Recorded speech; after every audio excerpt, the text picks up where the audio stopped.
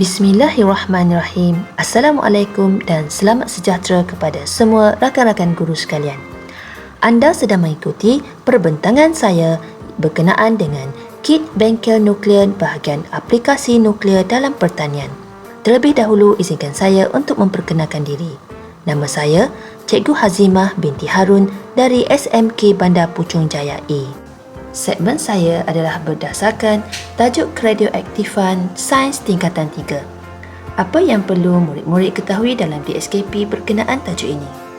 Saya akan menyentuh SK 8.4 iaitu kegunaan sinaran radioaktif dengan berkomunikasi tentang kegunaan sinaran radioaktif untuk kesejahteraan manusia.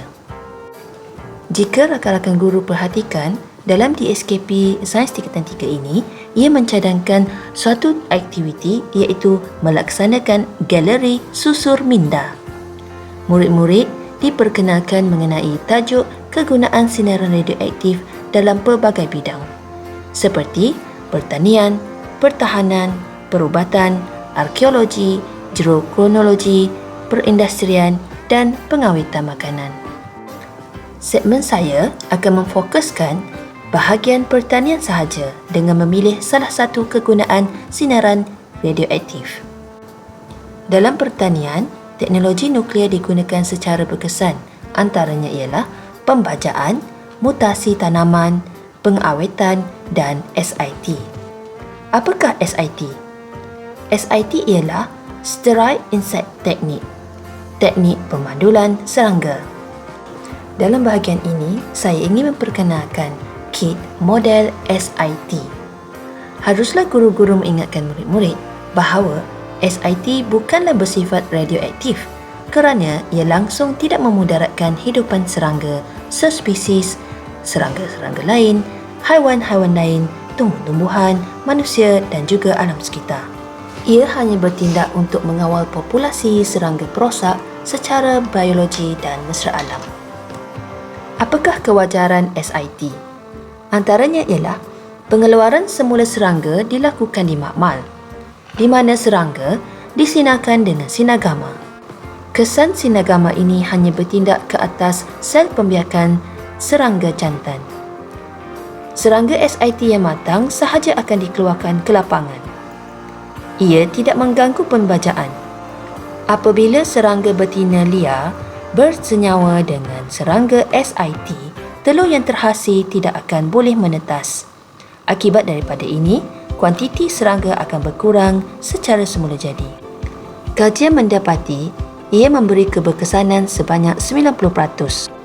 Hasil daripada penggunaan teknik SIT ini menjadikan tumbuh-tumbuhan sihat, produktif dan tidak rosak. Jom kita ke ladang Tok Abah untuk mengetahui dengan lebih lanjut berkenaan dengan model kit SIT. Idea saya adalah dengan menggunakan kaedah simulasi dan analogi. Dalam kit model ini, saya telah menyediakan beberapa perkara berikut. Pertama, model ladang pertanian dianalogikan sebagai ladang pertanian sebenar. Kacang del merah dianalogikan sebagai pupa SIT. Kad tidak bertanda adalah lalat buah liar jantan dan betina. Kad bertanda dakwat pen marker adalah lalat buah SIT. Pancaran lampu cahaya picit ialah proses sinaran sinar gamma. Kaedah melemparkan kad serangga bertanda ke lapangan adalah pelepasan serangga SIT yang matang di kawasan peladangan.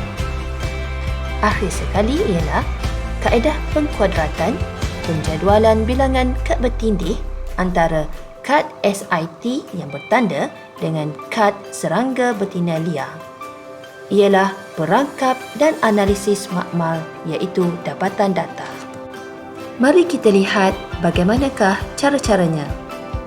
Mula-mula, proses simulasi penserilan dilakukan di mana saya akan memancarkan cahaya lampu picit ke atas kacang dal merah.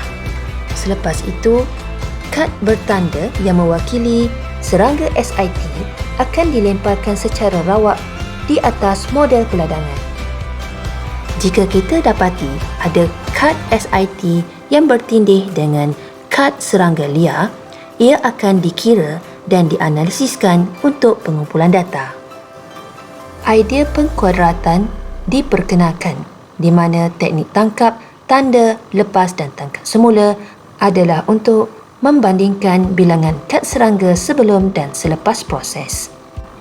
Apabila berjaya mendapatkan hasil jadual dan graf kajian, murid-murid digalakkan untuk membentangkan hasil dapatan mereka masing-masing. Di akhir aktiviti, murid-murid akan mengimbas kembali memori pelaksanaan hands-on kit model SIT ini dengan membuat peta I-Think, iaitu peta alih. Selepas selesainya pelaksanaan galeri susun minda ini, bolehlah kita menguji beberapa soalan kepada murid-murid. Selain daripada dilaksanakan dalam kelas PDPC, aktiviti ini juga dicadangkan untuk dilaksanakan semasa aktiviti co-curriculum di bawah Kelab Sains dan Teknologi. Pelbagai idea yang lebih kreatif boleh diaplikasikan dalam model ini seperti mencalit cecair fluorescence dan menggunakan lampu UV untuk mengenal pasti kad SIT dan juga membina game. Untuk pengetahuan yang lebih lanjut, saya amat menggalakkan guru-guru untuk melawat laman sesawang iaea.org kerana di situ banyak pengetahuan tentang penggunaan nuklear dalam kehidupan manusia dikongsikan. Dengan pendedahan ini, ia dapat membuka perspektif positif kita terhadap sains nuklear. Semoga guru-guru dapat memanfaatkan idea ini di sekolah masing-masing bagi menterjemahkan kewajaran penggunaan nuklear kepada manfaat manusia. Sekian perkongsian daripada saya. Assalamualaikum warahmatullahi wabarakatuh.